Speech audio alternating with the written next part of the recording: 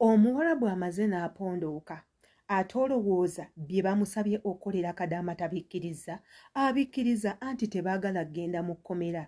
Iffe tubagamba abantu be mukolera mubatya naye be basinga okubatya olw'ensonga bwe mutabuka mutabukira ddala.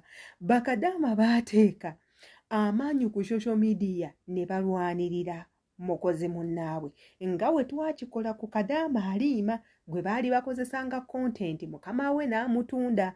Kati nno we twava mu mbeera mu boosi wa Halima yajjayo n'emmondo n'atuuka n'omusibako ogw'enjaga. Halima poliisi n'emukwata ne tutabuka ate tebaamuta n'okumutika ne bamutika n'akomawo wano mu ggwanga erya Uganda. Oba ali ku ki mukazi wattu? Tujja kuddamu tukola emboozi nga tumunoonyaako tumanye Halima ali mu mbeera ki. Bannange Halima yalaga wa? Kati nno kye tukoze ne ku ono n'afunye obwenkanya era ng'Abawarabu bakkiriza okumuwa buli kimu kyakola kyayagala. Naye ate era nga tebinnaggwa waneeno we twebaliza Abannayuganda mwenna mwebale kubeera namumwa, mwebale kubeera na midumu, mwebale kuwoggana, mwebale kulekawo bizinensi zammwe zibakwatako ne mujja ne mukolera ne mukola bizinensi z'abantu abalala. Ate ekyo nga kirungi nnyo kubanga bangi nnyo be mutaasa. Kati singa si mmwe ono yandibadde afuna obwenkanya sisuubira. Yenze Sheila Adita, subscribinga ku YouTube channel yange waneeno, kwata ku notification bell nga buli video yonna gye nteekayo gw'osooka okugiraba kuba bagenda kuba bakuweereza message bakugambe halo nnyabo, halo ssebo, munnange Adita ataddeyo video jangu ogirabe. Ate era nga gw'omu kubatuula kakiiko ka channel yaffe eno kikkakatako okomentinga gyoko mu komentinga gye tukoma okumanya video zibatuukako oba nedda twongere mu ki.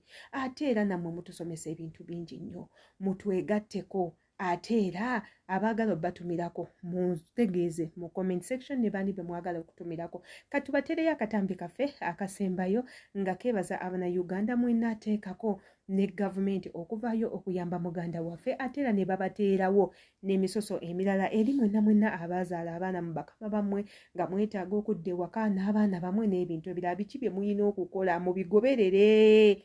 Katugendako mu video ate era tukomewo. Leero naffe tugendako mu byafaayo. Bukyansi zonna zivaayo ne zirwanirira abaana baazo oba bannansi baazo. Naffe Uganda tufunye Omuwarabu atulwaniridde.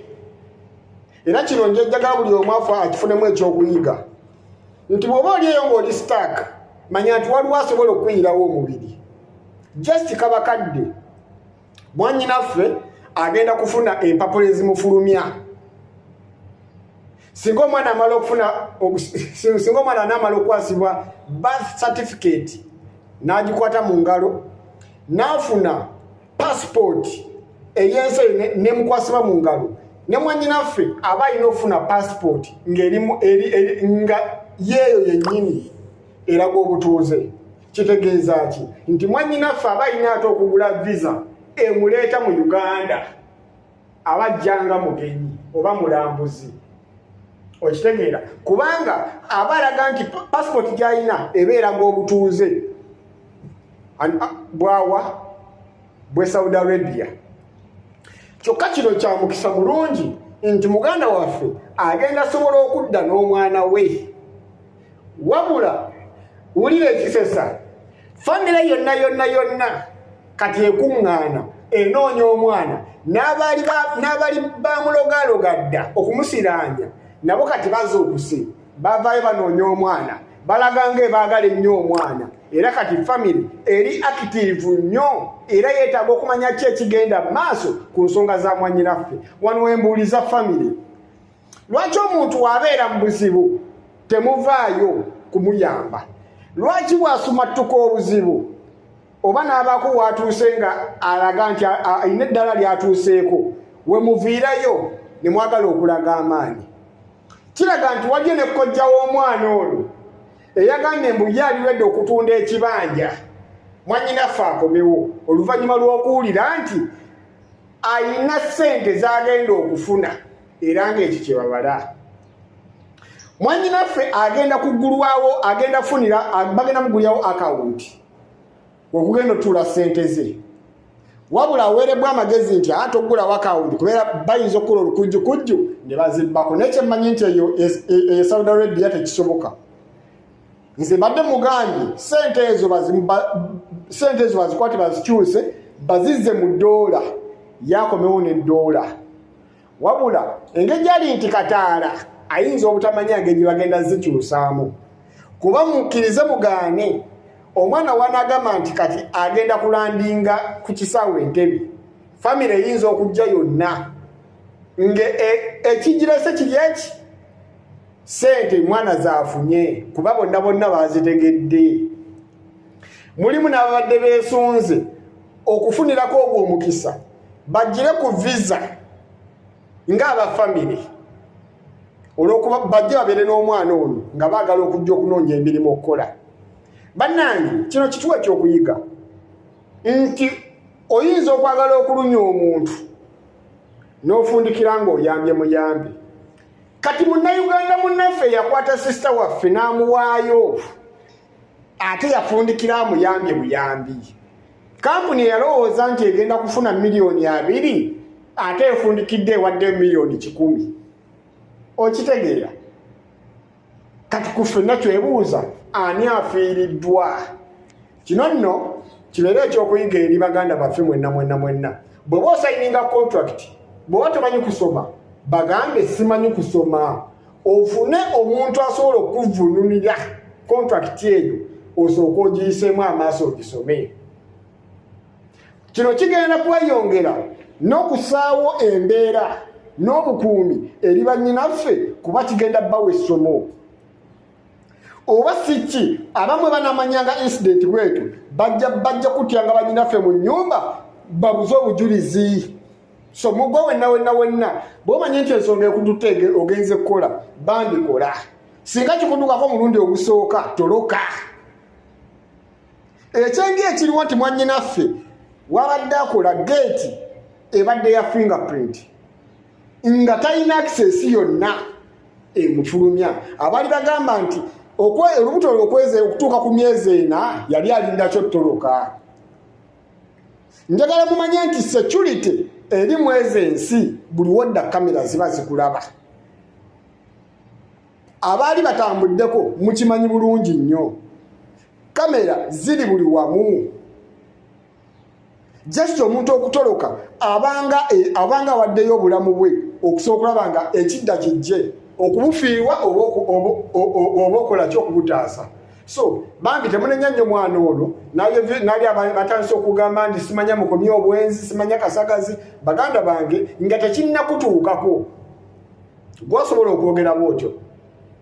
Omuwalabbu ye muntu asobola okukwata n'ekiso n'akufumita nakonola mu musaayi n'akugamba kati kkiriza bw'ogaana nkutta togenda gaana tukkirize tugaane. Mwenna bali abagamba nti omwana ono bwenzi bwali mumusumbuwa oba simanya kasagazi singa kituuka ku ggwe ogenda kukola otya? Olaba abantu abo mpulira bagamba nti akubogolya buboggolezi n'owulira nga bw'oyagala omutuukako owulira omutima gukuba. Njagala okubimu akafaananyi embeera eyo egenda kutuukako. So bambi temusalira nnyo muntu musango. Oluusi bw'oba osala omuntu omusango sooka olowooze nga tonnaba mumusalira musango. Naye nga amawulire amalungi mwannyinaffe obudde bwonna akomawo ku butaka. Wabula kyesimanyi bbanga kiri bagenda kumuwa oba bagenda kugumiikiriza emyaka 7 giggweko kubanga omwana wa myaka 2 kitegeeza ebula emyaka 5 naye emyaka 5 agenda kubeerayo ng'ali seefu kubanga ebakuwa empapula z'obutuuze oba olina okumala mu nsi eyo okumala emyaka 7 okufuluma. Weewaawo nti okutterako sitampu eraga nti ogenda funa ekiziti girina okuba nga giweza emyaka 7 okufuluma ensi eyo. So mwenna abasabye mwebale nnyo mwannyinaffe obudde bwonna agenda kuba afuluma. So ku Monday tulinde results zinafuluma eza DNA era nazo ngenda kuba nzibawa ani taata wa mwana.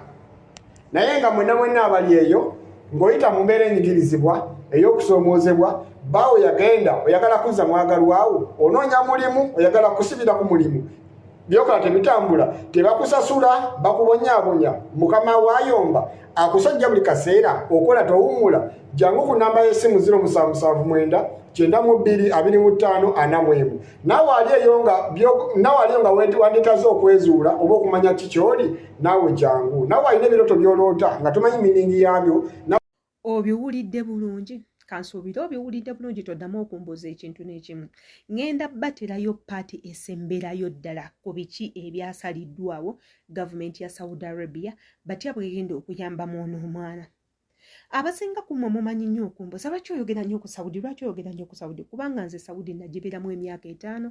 I have experience with Saudi Arabia, KSA. I was there in Riyadh, in Kamis, naliyo okumala emyaka 5 in Mecca. So I know Saudi Arabia gyenjogerako batya bwekola amateeka gayo bwe gakola ki bwe gakola.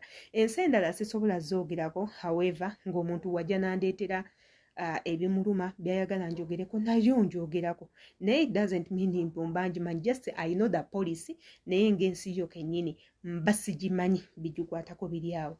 Yenze Sheila Adita katwesinkane mu kitundu kyaffe ekisembayo tulabe mwana muwala ono kikyazzaako ate era tubeere nga tukomawo.